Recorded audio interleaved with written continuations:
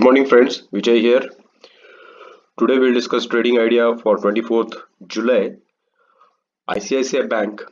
Actually we initiated a buy trade on 21st July and it was about 382. We were expecting a target of 390 and then 400 with a stop loss of initial stop loss of 367, and then we trailed the stop loss to 376.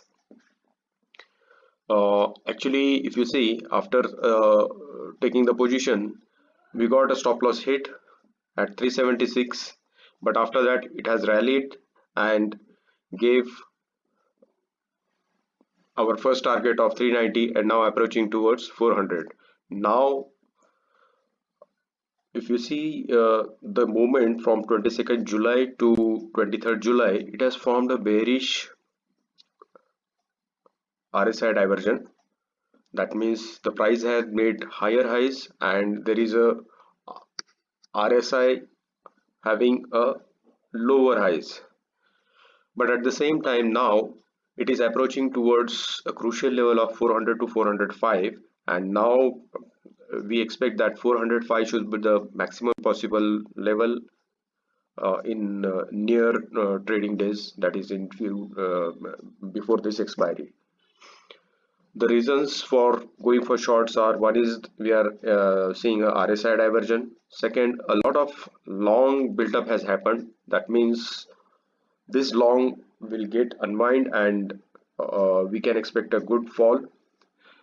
At the same time, there is a high PCR level, put call ratio, so that also indicates a bearishness, and also the stock is approaching to its previous natural resistance where it was having a previous high for a previous swing. So all these factors indicates that we can expect a downfall and we can initiate a sell position. Now for that, 405 or let's say 407 will be our stop loss with the first target of 387, and below that 377, and third 366 will be our target. And if it breaks this level, 366 to 360 level, then we can expect a further downfall up to 340 level. So this is for ICICI Bank.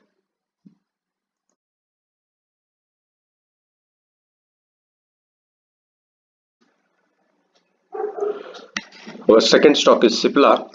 Now Cipla, if you see from 631 on 17th, we initiated a buy with first target of 655, second target of 661, and third target of 672. This call was initiated on 16th July, and once it crossed our this buy resistance level, that is 646.5, the stock has rallied one way and have made a high of 696, and now from this 696 level it has retraced to 658.